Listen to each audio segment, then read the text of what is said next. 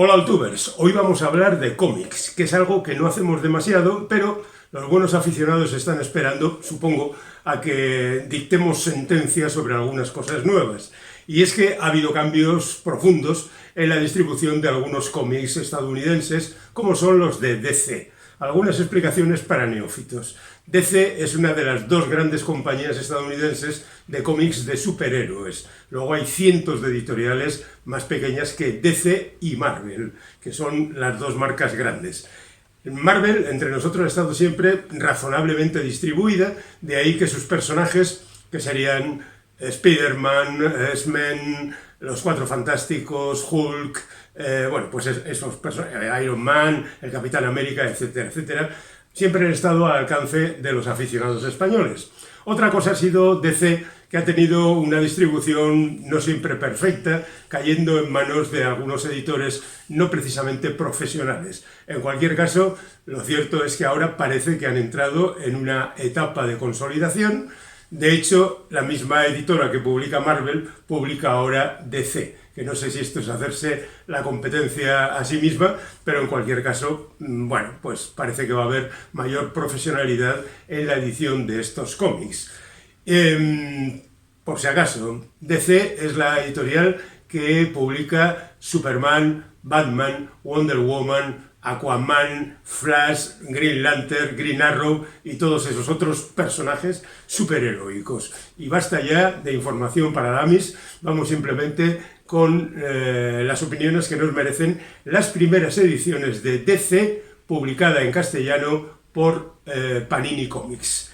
Se han publicado un buen montón de cómics, algunos de los cuales tenemos aquí, otros son reediciones y alguno no está aquí por derecho propio. Pero por ir abriendo el abanico, hablemos fundamentalmente de Absolute Power, que es una especie de presentación de una de las líneas de DC en la actualidad, porque coincidiendo con su cambio de distribuidor y de edición, también hay como una especie de renovación en el mundo de DC. Esto de las renovaciones en el mundo de los cómics es frecuente porque siempre tienen que estar buscando nuevos caminos para publicar siempre lo mismo. Pero bueno, en definitiva, digamos que ahora hay nuevos incentivos y vamos a ver qué es lo que nos deparan. Absolute Power está guionizado por un señor, Mark Waid, que es un clásico, un guionista clásico, que ahora ha ascendido un poco a showrunner de la editorial DC en Estados Unidos y es un poco el ideólogo de algunas de las líneas de esta editorial. ¿Qué es lo que se cuenta aquí? Bueno, pues esto en principio es una serie de 4 números de 30 páginas cada uno, en el original estadounidense, y algunos prólogos que no están a la altura de lo que viene después. Es decir, que si leéis el principio y no os gusta demasiado, pensad que luego viene lo mejor. Porque Mark Waid es un buen guionista, muy sólido, muy competente y que tiene ideas y sabe hacer avanzar sus historias y sus personajes. Para que nada falte, en esos 4 volúmenes de 30 páginas, el dibujante es Dan Mora, que es un tío que hace las cosas muy bien, aunque aquí se le ve un poco desbordado quizá por el tamaño de la obra que le ha tocado tener entre manos. En el resto, pues guionistas mejorables, aunque siempre contando con la colaboración de Mark Waid y otros dibujantes que tampoco están a la altura de Dan Mora, pero es que para estar a la altura de Dan Mora tiene uno que ser muy bueno. El volumen es interesante porque, bueno, pues cuenta una historia que se cierra en sí misma, aunque supuestamente después da paso a una línea editorial.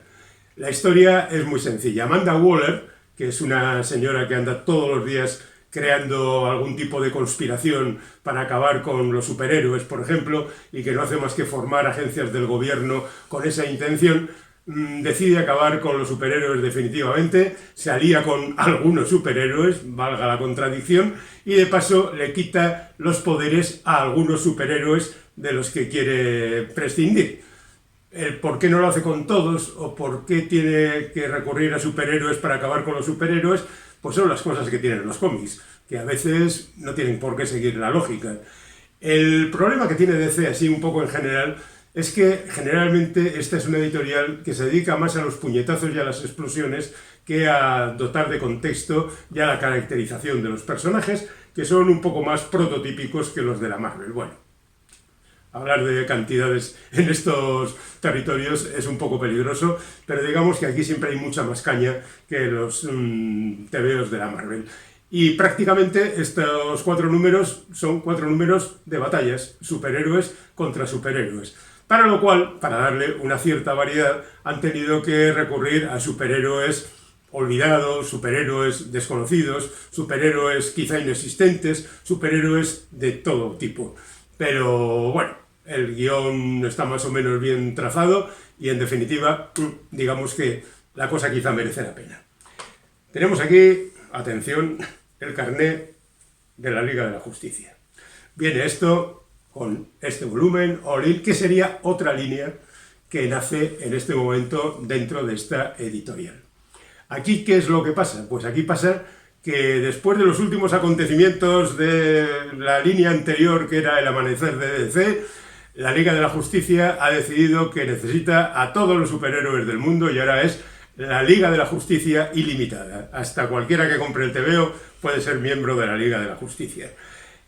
Pero ¿qué es lo que ocurre? Que después de una reunión así como estupenda, aparece uno de esos personajes que son capaces de acabar con el universo y con todas las realidades y vuelve todo patas arriba.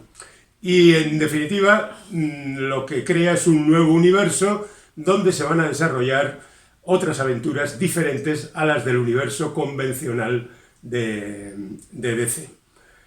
Algunas precisiones. Por una parte, nos preguntamos por qué esta serie es un flip de estos que tiene, se lee en las dos direcciones, es decir, uno empieza por la primera página y cuando llega a la mitad se encuentra con que tiene que empezar a leerlo por la otra. Pero bueno, eso es irrelevante, no tiene nada que ver.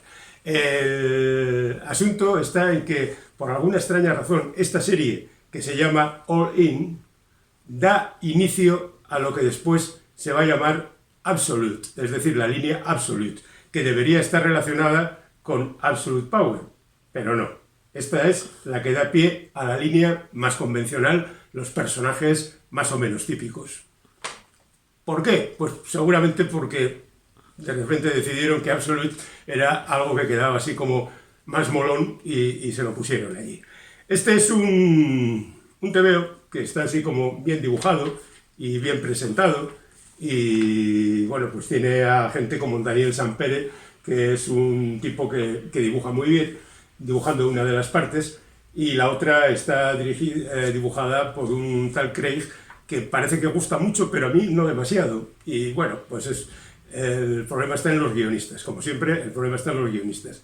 Aquí los guionistas del Alfa y el Omega son, por un lado, Joshua Williamson, uno de los tipos más incompetentes que existen en el mundo del cómic, incapaz de crear una nueva idea y incapaz también de escribir una frase medianamente interesante en cualquiera de sus cómics, y por otra parte Scott Snyder, que es un señor que tiene mucha fama, pero que demostró una cierta inoperancia en algunas de las series, como el Batman que ríe, por ejemplo, o cosas relacionadas con este personaje a lo largo de la historia. Ni siquiera su Batman era tremendamente bueno, pero en fin, ¿qué le vamos a hacer?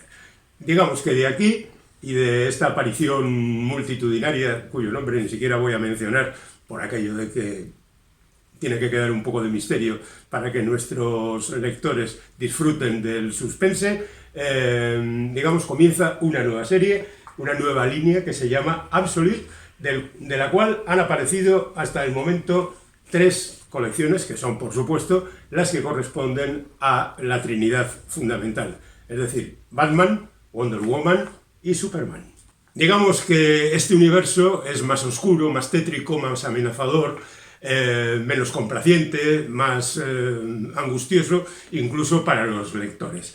El Batman, que ya de por sí es un personaje que vive en territorios oscuros y un tanto agotadores, pues va un poquito más allá.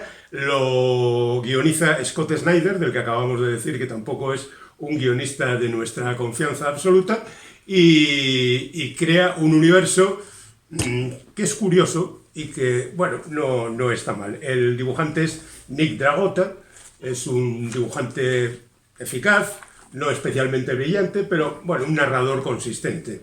Y lo que nos cuenta es la historia de un tipo, por supuesto Batman es Bruce Wayne, pero aquí los cambios vienen por el resto de personajes. Por ejemplo, su mayordomo de toda la vida es un tipo muy diferente del que estamos acostumbrados a ver. Y él mismo, el propio Batman, es bastante diferente, no digamos nada del comisario de policía que se ha convertido en alcalde y, en fin, un montón de situaciones que no sabemos muy bien dónde va a terminar porque, claro, al final un número es excesivamente poco para poder juzgar una trayectoria. De entrada se anuncian que son historias de 5 episodios. Ya veremos qué es lo que da de sí. De momento le damos nuestra confianza y ya veremos en qué acaba. Más discutible es el Wonder Woman que comienza aquí y que tiene un nuevo origen para la princesa amazona y que tiene una acción en la actualidad, por llamarlo de alguna manera, y una historia relacionada con su nacimiento y posterior desarrollo, que es la parte, por cierto, más interesante, cuando Apolo la entrega a Circe y ésta la educa a lo largo de unas cuantas páginas, que es con diferencia lo mejor del cómic. También es cierto que estas viñetas súper largas, ocupando 2 páginas, son un poco innecesarias, pero bueno, privilegio del dibujante que quiere hacer lo que le parece artísticamente y así nos lo deja. La dibujante es Hayden Sherman y la guionista es Kelly Thompson. Mi relación con Kelly Thompson es escasa, tengo que decirlo, pero también bastante insatisfactoria. Y, por ejemplo, la historia que se cuenta aquí en la actualidad, por decirlo de alguna manera, en esa actualidad alternativa, es de un flojo que tumba. Así que confianza poca. La tercera pata del banco Absolute es Superman, claro, como no podía ser de otra manera, y en esta ocasión viene acompañado por la firma de Jason Aaron, que es un señor que ha estado trabajando fundamentalmente para Marvel y a veces con resultados más bien tirando a discutibles. El dibujante Rafa Sandoval, que hace, me parece, un buen trabajo en estas líneas de un mundo oprimido, de un mundo socialmente destruido, de un mundo políticamente dictatorial y donde Superman tiene que enfrentarse a los poderes de la más variada condición. Hay 2 narraciones, por una parte tenemos la narración en Krypton, siempre aparece Krypton por algún sitio, que es un Krypton muy diferente al que conocemos, claro, porque es un universo diferente al que conocemos, y una Tierra que también es diferente a la que conocemos, aunque esta sería un poco más convencional. Yo creo que la parte más interesante de lo que se nos cuenta aquí es la parte de Krypton, que por otra parte está dibujada también, me parece que mejor que el resto. Pero bueno, en cualquier caso ya digo que es un único número. Nos da poca capacidad de maniobra y la parte de la Tierra, por ejemplo, es muy escasa. En cambio, la de Krypton me parece interesante y, bueno, pues lo que hablábamos, vayamos dando un poquito de confianza y a ver qué es lo que ocurre. Y ya dejamos la zona Absolute y nos vamos a la zona All-In, que en realidad es la zona habitual de donde se desarrollan estas aventuras. Así que aquí se han publicado un par de ejemplos de las ediciones que supuestamente son la segunda firma de cada uno de los 2 personajes principales. Aquí tenemos Detective Comics y aquí tenemos Action Comics. Debería aparecer por otra parte Batman y Superman, pero tenemos lo que tenemos. Aquí tenemos este que sin duda, y para mí, es el mejor TVO de los que han aparecido en este lanzamiento. Es la nueva serie de Detective Comics, guionizada por Tom Taylor y dibujada por Mikel Janín, que me parece un dibujante asombroso, fantástico, que tiene además diferentes versiones de sí mismo. Esta quizá es la más desconocida, quizá la suya, digamos, más tradicional sea esta otra. Para los que lo conocéis, pues ahí tenéis el tema. Y luego tenemos diferentes historias. Por un lado tenemos la historia de los padres de Batman, otra vez retorno al pasado, que es lo que ocurre, pero con unas aportaciones que no voy a comentar, pero que me parecen muy valiosas y muy interesantes. Ocurre la historia en diferentes tiempos del pasado y también en diferentes historias de la actualidad. Es decir, que en este TVO, que tiene 20 páginas, hay más historias que en algunos de los tomos que hemos mencionado anteriormente. Es verdad que son anzuelos, que son echar el anzuelo para que piques y sigas comprando la colección, pero eso Tom Taylor lo sabe hacer de manera espectacular y él siempre tiene ideas diferentes y muy disfrutables. Y no os voy a decir nada del TVO ni de ninguna de las historias porque creo que es conveniente que lo descubráis según lo vais leyendo. Un detalle que hay que destacar es el de los precios. Este cómic cuesta 1,50. La mayor parte de los cómics que aquí estamos mencionando están rebajados de precio, generalmente a la mitad, poco más o menos. El de Absolute Power, por ejemplo, cuesta 8 euros y me parece un precio muy razonable. Y 1,50 pues la verdad es que es una auténtica maravilla. Así que vaya la recomendación de este cómic. No podemos decir lo mismo del Action Comic, que está guionizado por Mark Waid, del que ya hemos hablado antes, que nos parece un guionista tremendamente bueno, muy sólido y con ideas suficientes como para alimentar a varios personajes. En parte porque el descompressive storytelling es extremadamente descompressive y entonces pues no nos cuenta nada prácticamente en ninguna de los tomos. Son ediciones de 30 páginas, 10 de las cuales están dedicadas a una historia de Supergirl y 20 están dedicadas a la historia de Superman.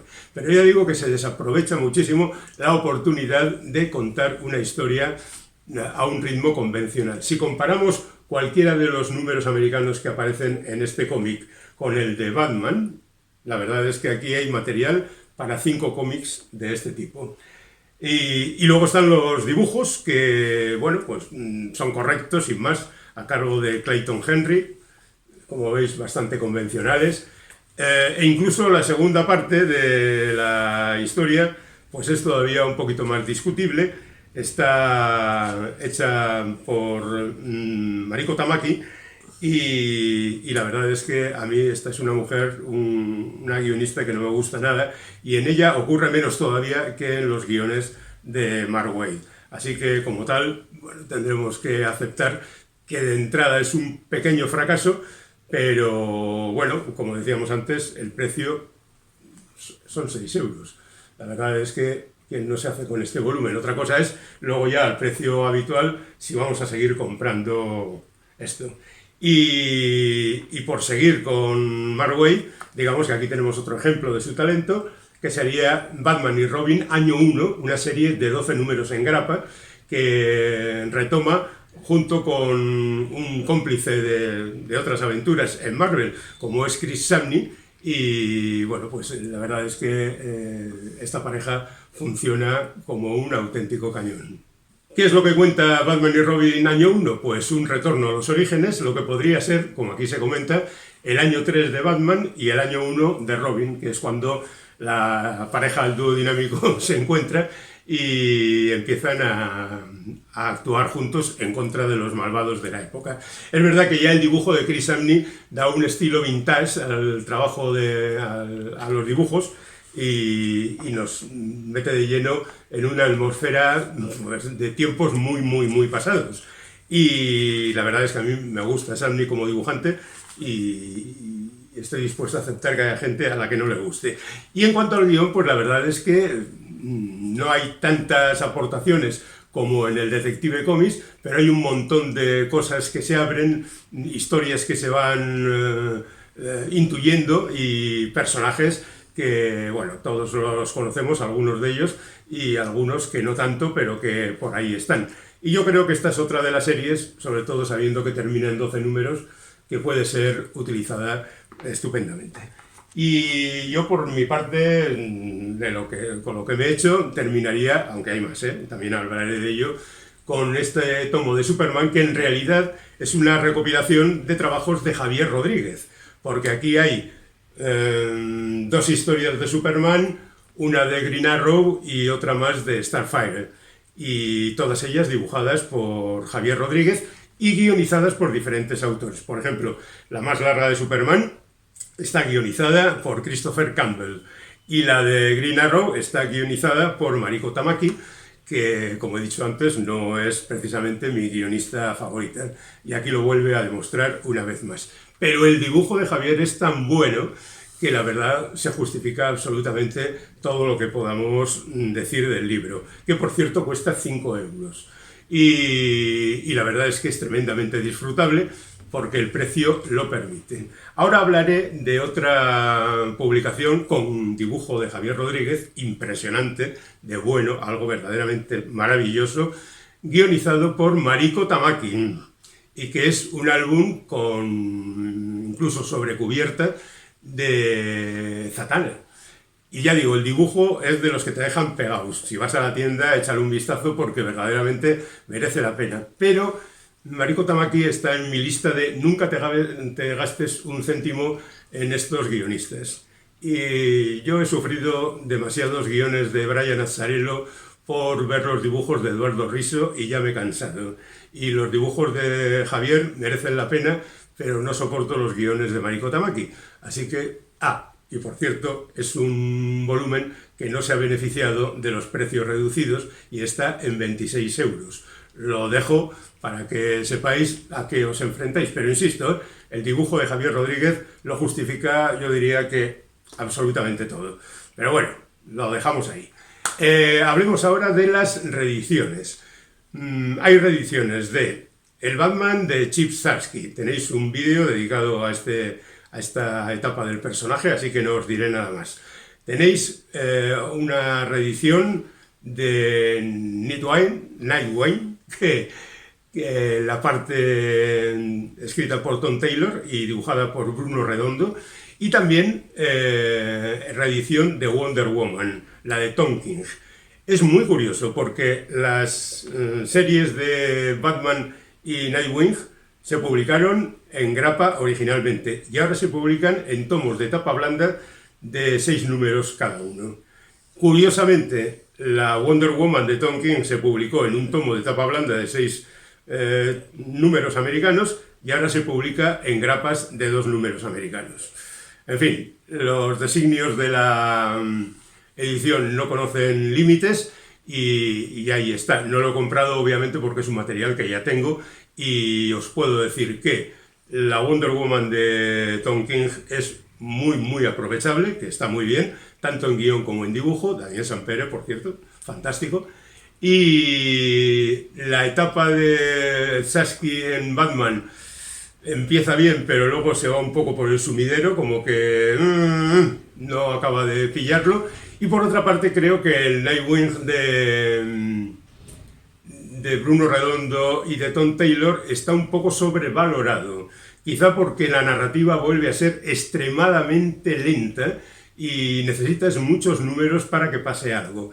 Es un cómic muy correcto, fantásticamente dibujado, pero me parece que un poquito más de ritmo no le hubiera venido nada mal a esta colección. Eso serían las reediciones que van a tener continuación. Luego hay un tocho como enorme que incluye el Batman año 1 y el Batman año 2. Como tal se anuncian, pero esos estamos hablando de 8 números. Hay 25 números originales en ese tocho grande que incluye cómics de la época, es decir, de los años 80. Cómics dibujados por Todd McFarlane o por Alan Davis. Todo es muy buen material. Es un material un poco viejo, tiene casi 40 años, o sin casi, pero merece la pena. El asunto está en que si lo tienes, pues ya lo tienes. Y si no, hazte con él porque merece la pena y el precio también está a la altura de las circunstancias. Pero es un tomo muy pesado.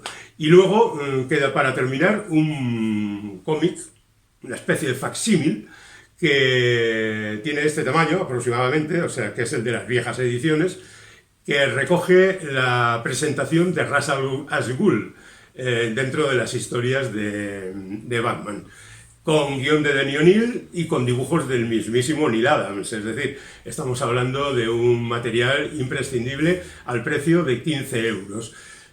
A mí me parece que al dibujo de Neil Adams no le beneficia el aumento de tamaño. Es una percepción personal.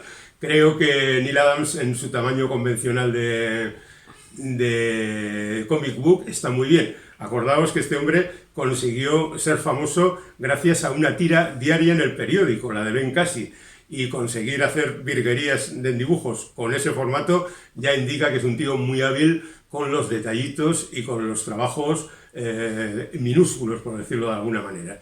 Pero bueno, es también uno de esos tomos que son imprescindibles y si no lo tienes, pues igual tendrías que hacerte con él. Ya sé que hay mucho material ahora mismo nuevo y que el mes que viene habrá más todavía. Por ejemplo, habrá la Liga de la Justicia ilimitada, ya tengo el carné, así que me dejarán entrar, así que seguramente tendremos que volver a hacer algo más sobre las novedades, que serán menos afortunadamente que en esta ocasión, que acompañaba al lanzamiento la celebración del Salón del Cómic de Barcelona, que siempre es un escaparate fantástico para mostrar estas cosas. Así que ahí quedan los detalles y mis opiniones personales sobre estos cómics. Espero que os hayan servido de algo.